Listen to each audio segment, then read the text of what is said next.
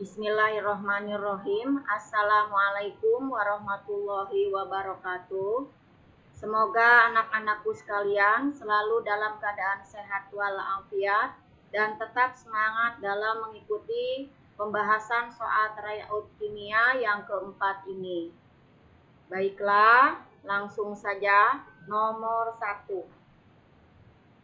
Atom dengan konfigurasi elektron Ar4s2 3d10 4p2 bersifat.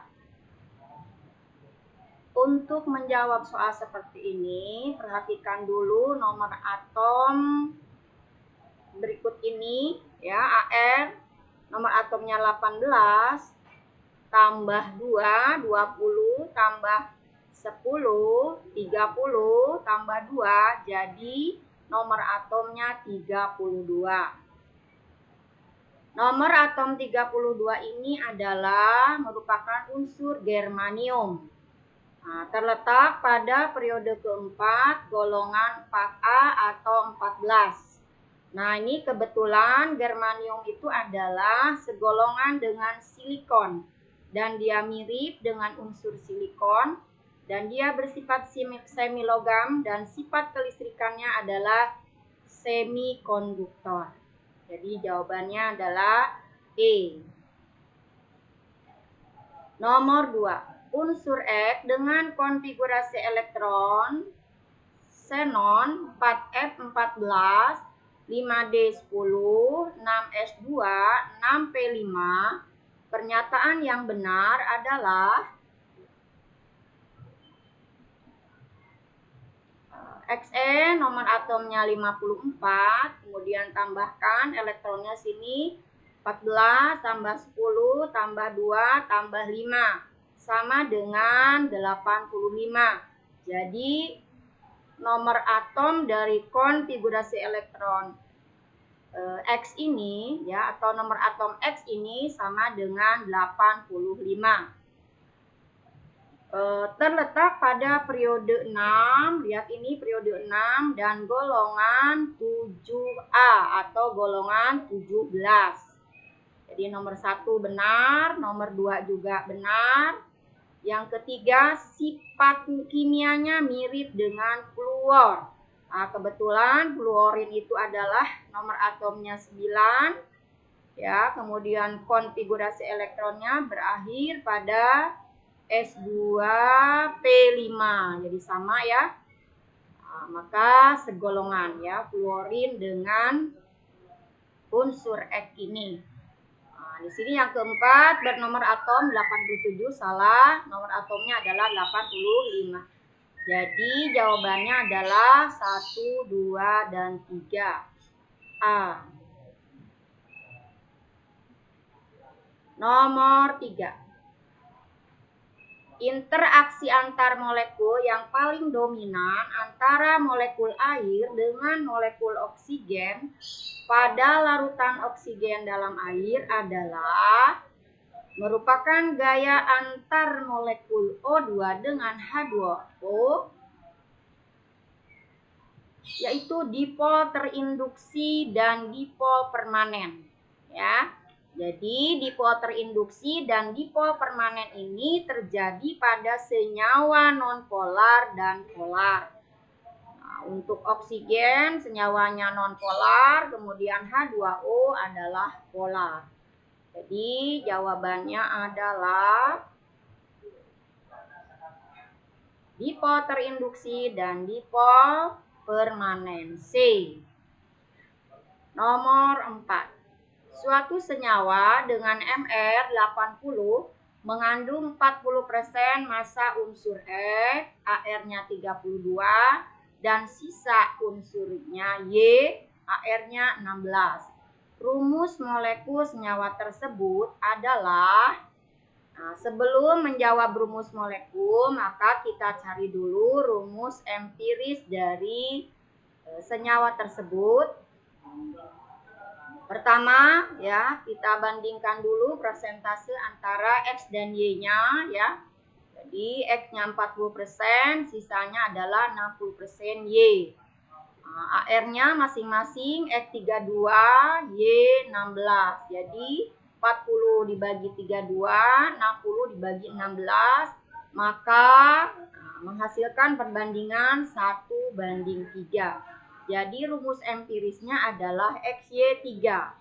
Karena diketahui di sini MR-nya 80, maka di sini MR sama dengan ya N kali AR daripada XY3.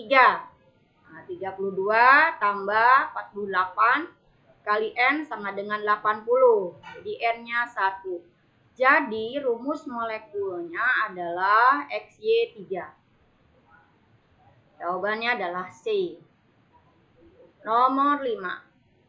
Bila 2,30 gram dimetil ether MR sama dengan 46 dibakar pada tekanan tetap, kalor yang dilepaskan sama dengan 82,5 kJ. Berdasarkan data ini, perubahan entalpi pembakaran standar dimetil ether adalah, ini diketahui massa dimetil ether 2,30 gram. MR-nya 46. Ya, maka cari molnya dulu. Mol dimetil ether sama dengan 2,30 dibagi 40 sama dengan 0,05 mol. Nah, sebanyak 0,05 mol ini melepaskan kalor ya sebanyak 82,5 kJ.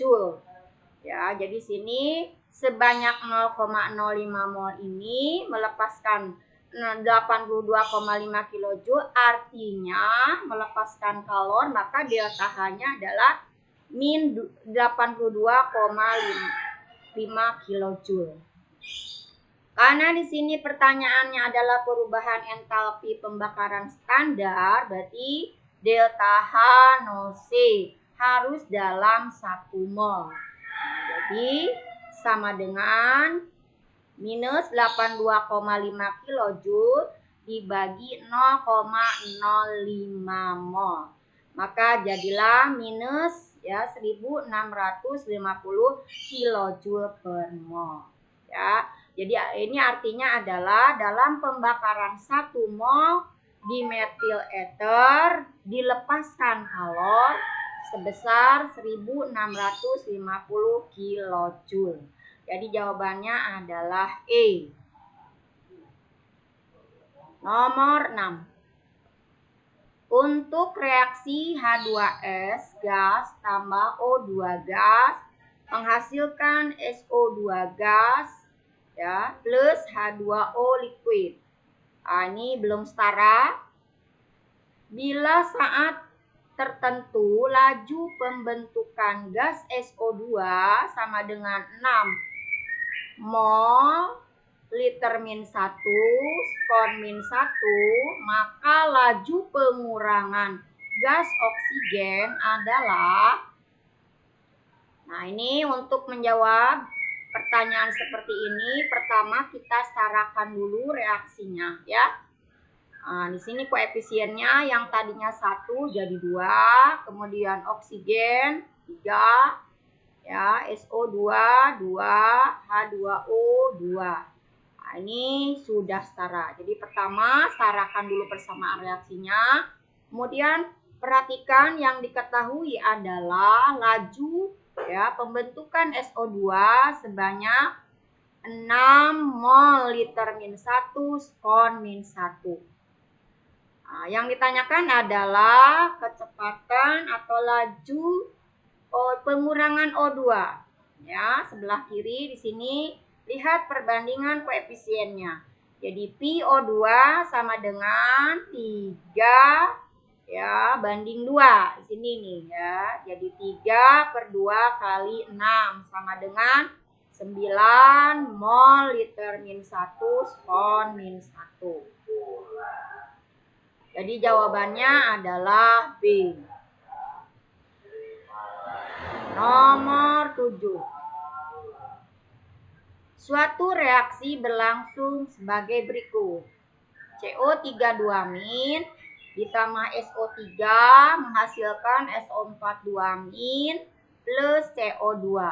Pernyataan yang benar terkait reaksi tersebut adalah di sini kita perhatikan adalah ini konsep asam basa ya, Lewis ya. Menurut Lewis, asam adalah suatu partikel yang dapat menerima pasangan elektron dari partikel lain untuk membentuk ikatan kovalen koordinasi. Sedangkan basa adalah suatu partikel yang dapat memberikan pasangan elektron kepada partikel lain untuk membentuk ikatan kovalen koordinasi. Jadi dari definisi ini ya dapat diambil kesimpulan bahwa ya yang dimaksud dengan basa di sini adalah senyawa CO3-2-, kemudian asam adalah SO3, kemudian SO4-2- basa, dan CO2 adalah asam. Jadi jawaban yang benar adalah E. Ya, sini SO3 bertindak sebagai asam Lewis. Nomor 8. Jus jeruk pada suhu 25 derajat Celcius mempunyai pH sama dengan 3. Molaritas ion OH- dalam larutan adalah jus jeruk itu adalah merupakan asam lemah, tetapi di sini pH-nya sudah diketahui 3, ya, maka pOH-nya adalah 11. Ya, karena yang ditanyakan adalah OH-, maka kita lihat pOH-nya 11, maka konsentrasi OH-nya adalah 10⁻11 molar. Ya.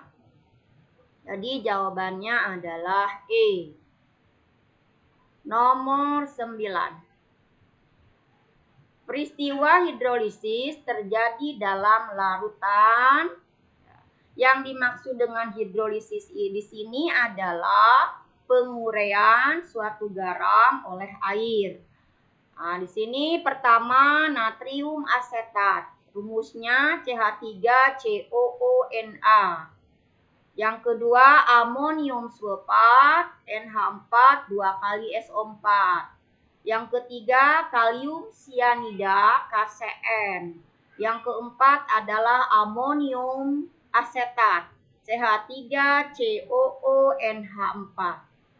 Dari rumus ini, ya, kita bisa menyimpulkan bahwa garam berikut adalah CH3CONa ini berasal dari NaOH basa kuat, CH3COO berasal dari asam lemah.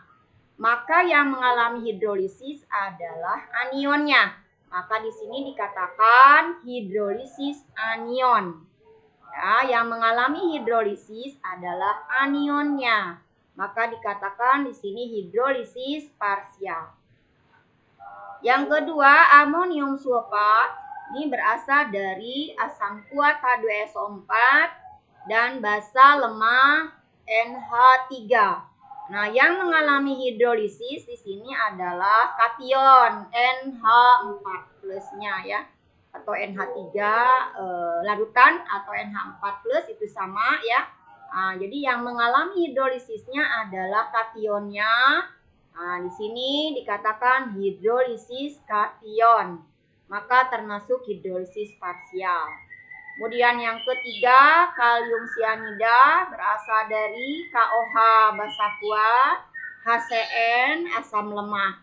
Berarti yang mengalami hidrolisisnya adalah anionnya, maka termasuk hidrolisis anion dan termasuk jenis hidrolisis parsial. Yang keempat adalah ya, CH3COONH4 berasal dari asam lemah CH3COOH basa lemah NH4OH. Dua-duanya berasal dari yang lemah-lemah ya, asam lemah dan basa lemah. Oleh karena itu anion dan kationnya mengalami hidrolisis. Dikatakan hidrolisis kation dan hidrolisis anion. Maka ini termasuk hidrolisis total. Jadi jawabannya adalah E. Semua benar. Nomor 10. Besar pH larutan yang mengandung 0,25 molar HC2H3O2 dengan Ka-nya adalah 10 min 5. Ini adalah merupakan asam lemah. Ya. Dan 0,75 m NaC2H3O2 merupakan garam. Jika ada suatu campuran yang terdiri dari asam lemah dan garamnya, maka campuran ini termasuk larutan penyangga. Karena di sini campurannya asam lemah dan garamnya, maka di sini penyangganya penyangga asam. Oleh karena itu, ya, campuran asam lemah dan garamnya maka akan menghasilkan penyangga asam. Oleh karena itu yang dicari adalah H+. Konsentrasi ion H+ sama dengan Ka kali konsentrasi asam lemah dibagi dengan konsentrasi garamnya. Yaitu 10 pangkat min 5 kali 0,25 dibagi 0,75 sama dengan 1/3 kali 10 min 5. Ya. pH sama dengan min log 1/3 kali 10 min 5. Jadi pH-nya adalah 5 diambil log 1/3. Sama dengan 5 diambil log 3 pangkat min 1 sama dengan 5 plus log 3. Ya. Demikianlah pembahasan soal tryout kimia yang keempat ini. Semoga bermanfaat. Mohon maaf atas segala kekurangannya. Wassalamualaikum warahmatullahi wabarakatuh.